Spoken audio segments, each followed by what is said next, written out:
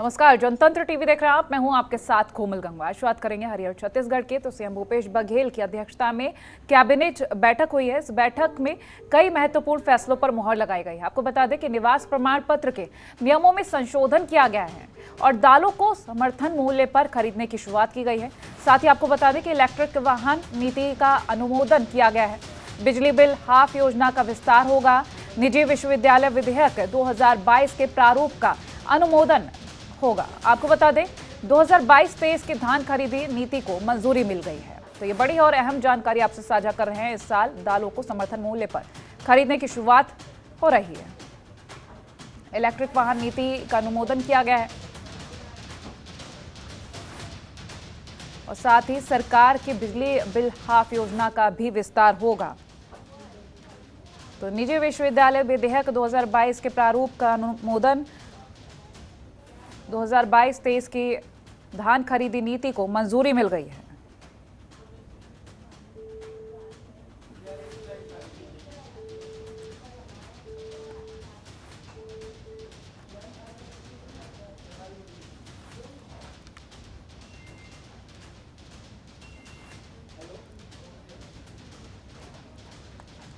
तो अब पहली, चौथी, पांचवी का स्कूल सर्टिफिकेट भी अनिवार्य होगा और इस साल दालों को समर्थन मूल्य पर खरीदने की शुरुआत की जा रही है। सरकार की बिजली बिल हाफ योजना का विस्तार होगा। साथ ही इलेक्ट्रिक वाहन नीति का अनुमोदन किया गया और कैबिनेट बैठक में तमाम बड़े फैसले लिए गए हैं। इन तमाम फैसलों पर मुहर लगाई गई है।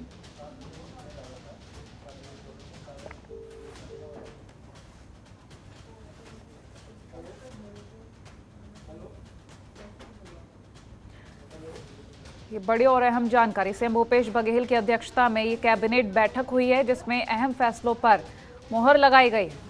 तो कई महत्वपूर्ण फैसले, जिसमें निवास प्रमाण पत्र के नियमों में संशोधन भी किया गया है। साथ ही इलेक्ट्रिक वाहन नीति का अनुमोदन भी किया है। अब पहली, चौथी और पांचवी का स्कूल सर्टिफिकेट अनिवार्य होगा।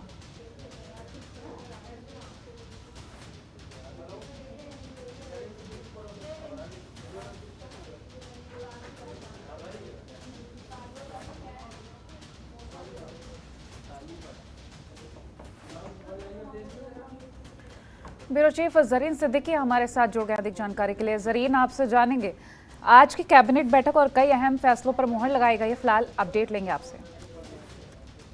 जी, कैबिनेट की बैठक में जो अहम फैसले लिए गए हैं उसमें से अब ग्रामीण और औद्योगिक पार्क के नाम से जो गांव में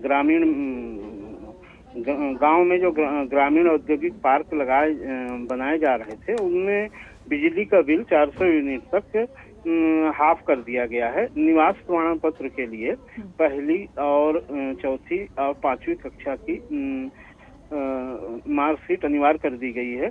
इलेक्ट्रॉनिक वाहनों को बढ़ावा देने के लिए स्टेट और नेशनल हाईवे पे चार्जिंग पॉइंट बनाए जाएंगे और सरकार की एक और योजना है स्पंज आयरन उद्योगों को बढ़ावा देने के लिए मेगा और अल्ट्रा स्पंज आयरन उद्योग को 3 कैटेगरी में बांटा गया है।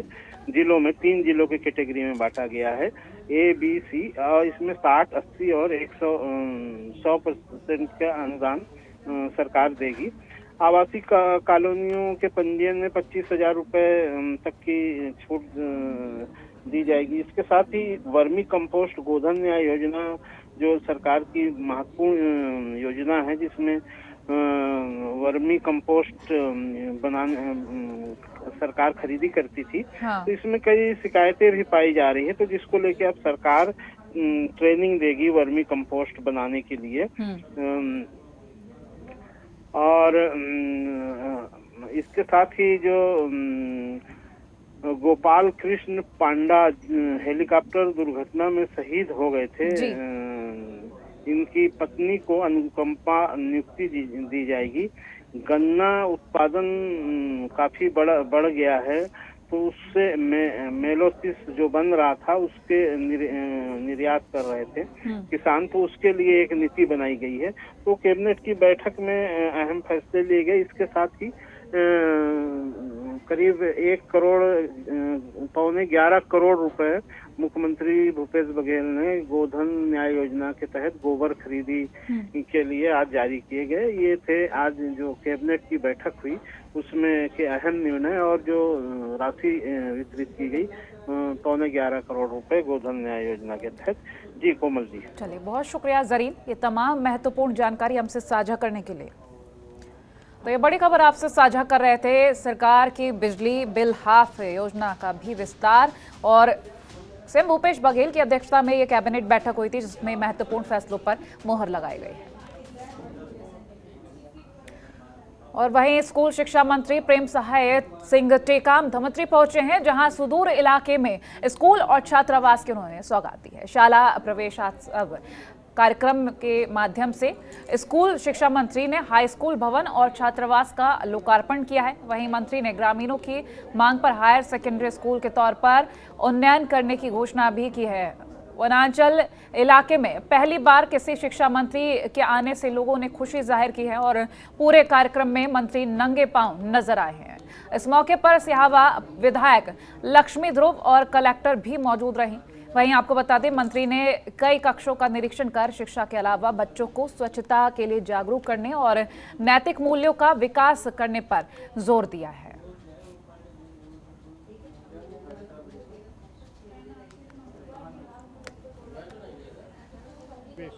उत्सव के कार्यक्रम में हम यहाँ पर आए थे मैडम दिल्ली में, और यहाँ के लोगों की बहुत सी जो मांगे हैं उसको भी देखा है। हायर सेकेंडरी स्कूल और हाई स्कूल के लोग जो मांग की कि हायर सेकेंडरी स्कूल होना चाहिए, तो इस क्षेत्र में अगर नहीं है तो बिल्कुल होना चाहिए स्कूल में। अभी शिक्षकों की जो नियमित जो भर्ती हुई है 14,000 15,000 के आसपास हुई, उसमें कोशिश हम लोग को यही करें कि जिन क्षेत्र में को कमी है उन क्षेत्रों में उसकी पदस्थापना की जाए। नहीं, ऐसा कोई तय नहीं किया गया।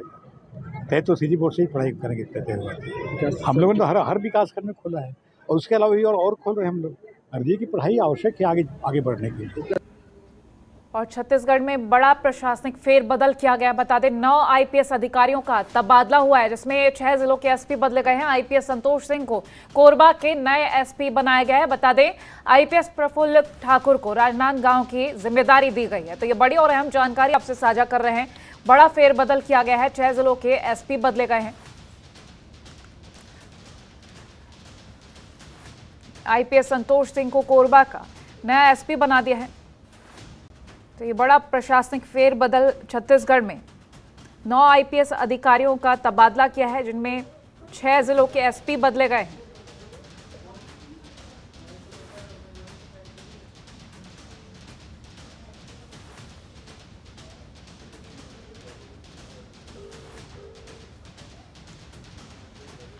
बड़ी और अहम जानकारी आपसे साझा कर रहे हैं। आईपीएस संतोष सिंह को कोरबा का नया एसपी बनाया गया है। 6 जिलों के एसपी बदले गए हैं, तो बदलाव देखा जा रहा है। एक बड़ा फेरबदल किया है, जिसके बाद एक बड़ा बदलाव भी देखा जाएगा। और फिलहाल तो आपको बता दें, 6 जिलों के एसपी बदले गए हैं। कुल मिलाकर 9 आईपीएस अधिकारियों का तबादला किया गया है।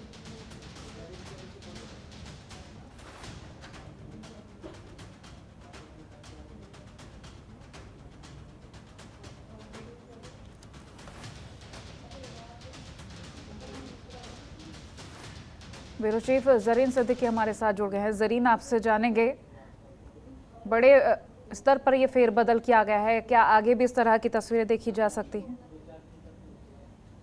जी, निश्चित तौर पे आगे भी इस तरह की तस्वीरें देखने को मिल सकती है।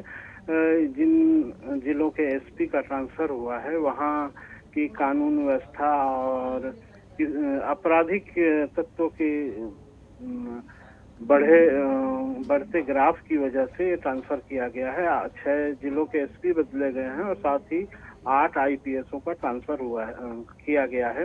कोरबा की अगर बात करें तो अवैध कोल माफिया वहां काफी सक्रिय था, इस वजह से वहां के एसपी को हटाया गया है। महासमुंद में भी जो तस्करी हो रही थी माइनिंग से जुड़े सामग्री की, उसको लेकर तो कहीं ना कहीं सब ट्रांसफरों के पीछे एक वजह है जिनके लिए वहां के पुलिस अधीक्षकों को हटाया गया है। और करीबी माने जाने वाले कानून व्यवस्था को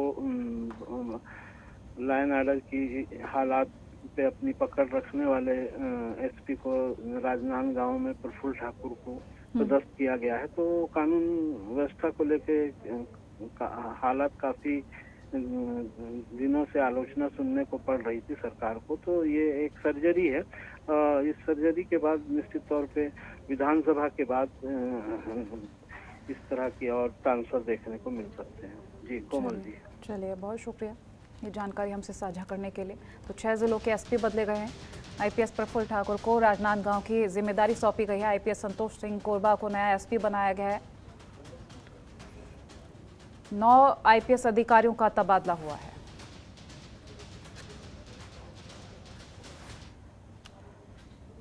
और रायगढ़ में अवैध शिकार के चक्कर में 3 लोगों की मौत हो गई है। तीनों के शव जंगल में मिले हैं। वहीं वन्य जीवों को मारने के लिए आरोपियों ने 11,000 वॉट के हाई टेंशन वायर से कनेक्शन लिया था, लेकिन खुद ही उसकी चपेट में आ गए हैं।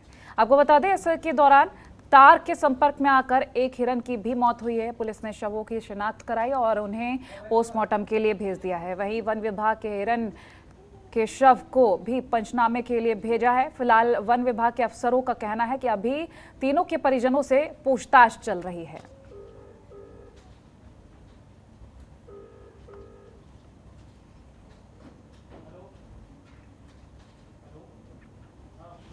थाना पूंजी पथरा अंतर्गत वहाँ के जंगलों में 3 बॉडी मिली है। ऐसा प्रतीत हो रहा है कि जंगली जानवरों के शिकार के लिए तार बिछाया गया था हाई वोल्टेज का, जिसमें चिपक कर इनकी मौत हुई है। पास ही एक हिरन, जिसको कोटरी कहते हैं लोकल भाषा में, उसकी भी लाश मिली है। तो ऐसा प्रतीत हो रहा है कि ये या तो खुद गए थे या कोई किसी ने लगाया था, उसमें ये उसके चपेट में आए हैं। किंतु गांव वाले का कहना है कि ये इसमें से एक व्यक्ति है, पहले भी इस प्रकार से करता रहा है। उसको समझाई दिए थे किंतु वो नहीं माना। तो ये सभी तथ्यों पर लग रही कि एक्चुअल में किसने बिछाया था और ये कैसे वहां पर पहुंचे।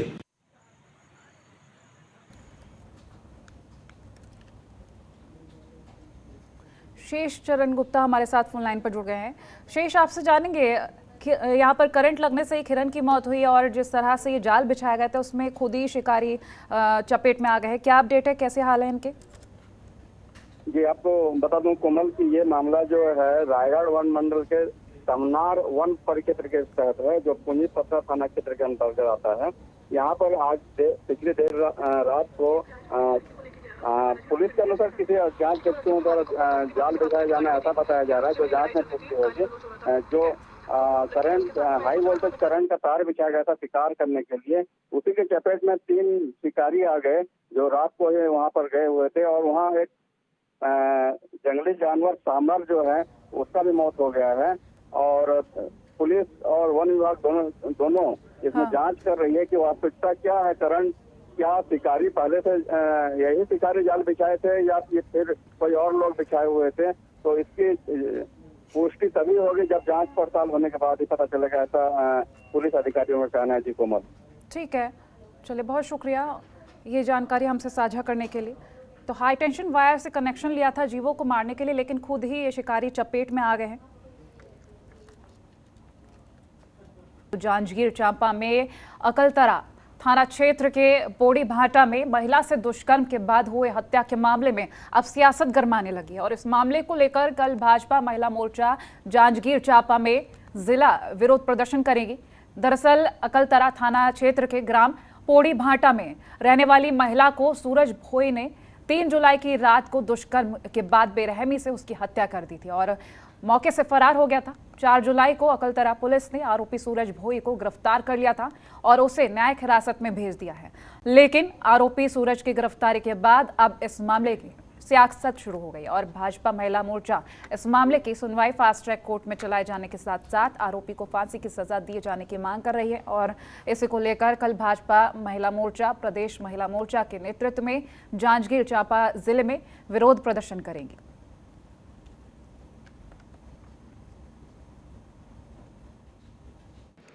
भारतीय जनता पार्टी महिला मोर्चा लगातार महिला सुरक्षा को लेकर धरना प्रदर्शन आंदोलन लगातार करते आ रही है और हम सबकी एक मांग है कि कांग्रेस सरकार जब से बनी है तब से यह अराजकता की स्थिति फैली हुई है और महिलाएं सुरक्षित नहीं हैं, ये देखने के लिए अपराध की जो श्रेणी है बढ़ रही है, उससे देखने को मिल रहा है। जो अकलतरा में जो घटना हुई है, ये बहुत ही दर्दनाक घटना है जो निर्भया कांड को दर्शाती है।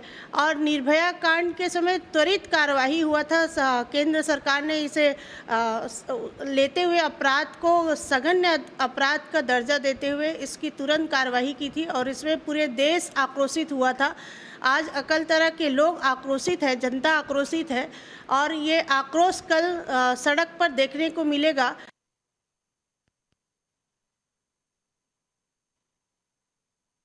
रेप की घटना के बाद बीजेपी के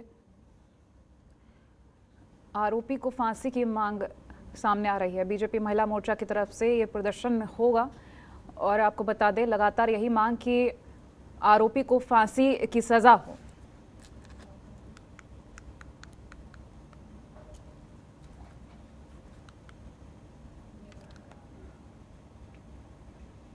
और गरियाबंद में महिला समूह के नाम पर लोन निकालने वाले निजी बैंक कर्मी समेत 3 आरोपियों को पुलिस ने गिरफ्तार किया है। देवभोग में एक प्राइवेट बैंक के कर्मी सुनील कुमार निषाद और इंद्र कुमार उपाध्याय ने ध्रुवपारा में 11 गांव के 32 महिला समूह के नाम पर लोन पास किया और फिर ध्रुवपारा उपसरपंच दुर्योधन सोनवानी के साथ मिलकर लोन के नाम पर पास हुई रकम 11,50,000 रुपए का गबन किया। देवभोग थाना प्रभारी बोधन लाल ने बताया कि आरोपियों ने नवंबर 2020 से सितंबर 2021 तक जरूरी दस्तावेज में महिला समूह के अंगूठे लगवाकर सुनियोजित तरीके से इस घटना को अंजाम दिया और बैंक को इस मामले की भनक तक नहीं लगी। जब समूह ने लोन के लिए दोबारा चक्कर लगाना शुरू किया तब मामले का खुलासा हुआ। बैंक मैनेजर की शिकायत पर देवभोग पुलिस ने धोखाधड़ी और कूटर चना का मामला दर्ज किया है। 15,000 कैश और एक पल्सर बाइक भी बरामद की है।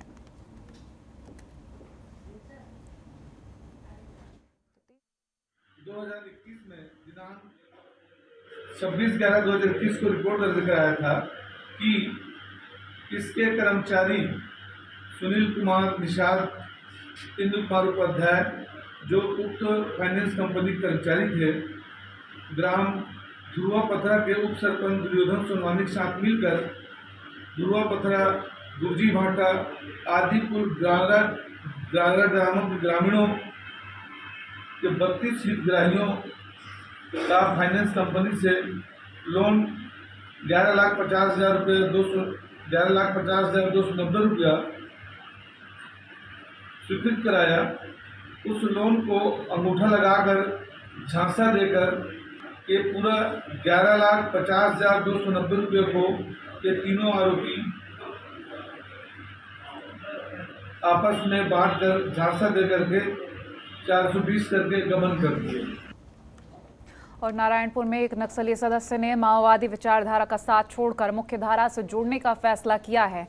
जिला नारायणपुर क्षेत्र में चलाए जा रहे नक्सल विरोधी अभियान के तहत छत्तीसगढ़ शासन की पुनर्वास नीति के प्रचार प्रसार से प्रभावित होकर खोखली माओवादी विचारधारा और उनके पोषण, अत्याचार, भेदभाव और हिंसा से तंग आकर प्रतिबंधित नक्सली संगठन के एक पुरुष नक्सली सदस्य विजय मोहंदा उर्फ डूंगा बिना हथियार के उप पुलिस अधीक्षक विनय कुमार और विशेष आसूचना शाखा के सहयोग से नारायणपुर में आत्मसमर्पण किया है।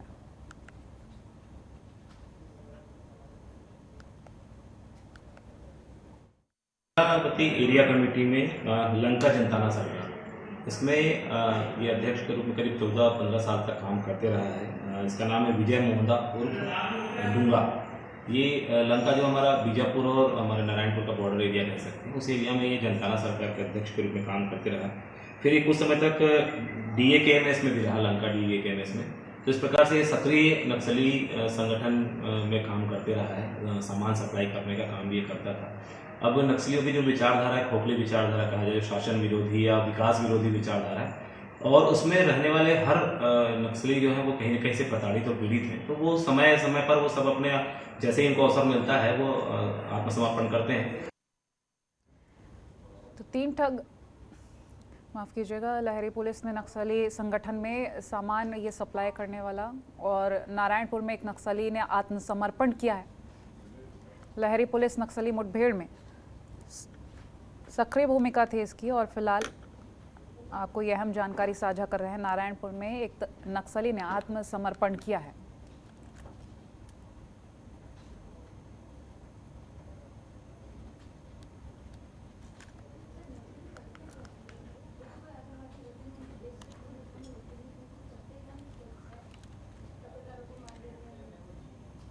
और अनुविभाग मुख्यालय देवभोग के स्वामी आत्मानंद इंग्लिश मीडियम स्कूल के पालकों ने आज स्कूल के प्राचार्य को ज्ञापन सौंपा है। पालकों ने विद्यालय समय में परिवर्तन की मांग रखी है। आपको बता दें कि स्वामी आत्मानंद इंग्लिश मीडियम स्कूल का संचालन कन्या हायर सेकेंडरी स्कूल भवन देवभोग में किया जाता है। इसके कारण 2 पालियों में स्कूल लगती है।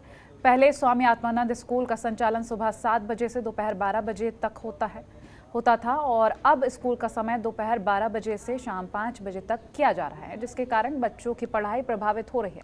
छोटे छोटे बच्चे दूर दराज से पढ़ाई करने के लिए आते हैं। 5 बजे तक स्कूल संचालित होने से बच्चे घर पहुंचते थक जाते हैं। इसके कारण उनकी पढ़ाई प्रभावित हो रही है। वहीं स्कूल के प्राचार्य गिरीश बेहरा ने बताया कि पालकों के द्वारा दिए गए आवेदन को जिला शिक्षा अधिकारी के पास भेजेंगे और वस्तु स्थिति से अवगत कराएंगे।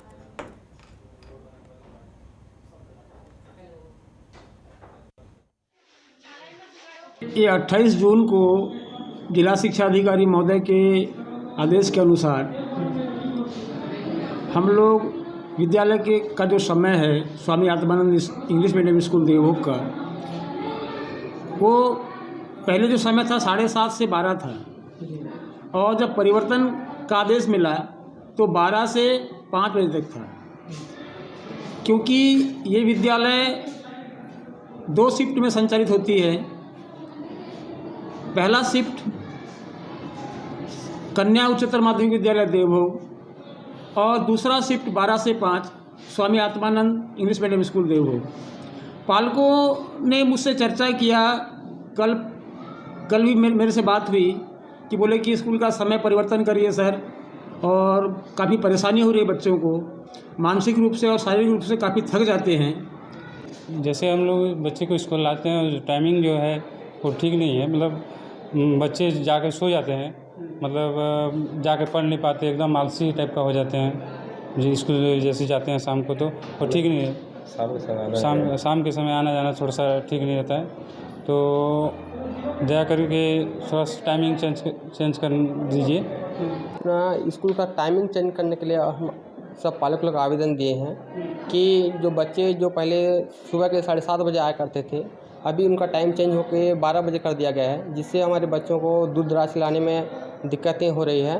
प्लस में क्या हो रहा है, जैसे बच्चे आके स्कूल में सो जा रहे हैं, प्लस घर में जाके पढ़ाई भी नहीं कर पा रहे हैं, वहाँ भी सो जा रहे हैं, जिससे हमको ज़्यादा समस्या हो रहा है। तो हम प्रिंसिपल सर को बस गुजारिश किए हैं कि वो अपना जो समय है वो चेंज करें और आगे भी उनका जो मांग को बढ़ाएं और वहाँ पे कुछ भी प्रेषित करके हमारा आश्वासन रखें कि जो बच्चे का जो टाइमिंग है वो चेंज हो और हमको भी लाइन जाने में सुविधा हो सके। और फिलहाल इस बुलेटिन में इतना ही। खबरों के लिए बने रहिए जनतंत्र टीवी के साथ। नमस्कार।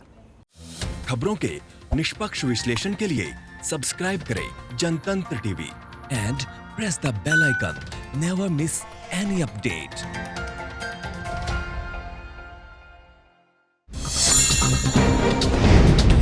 डाउनलोड कीजिए जनतंत्र टीवी ऐप को, जो कि अवेलेबल है गूगल प्ले और ऐप स्टोर पर। अधिक जानकारी के लिए अभी डाउनलोड करें।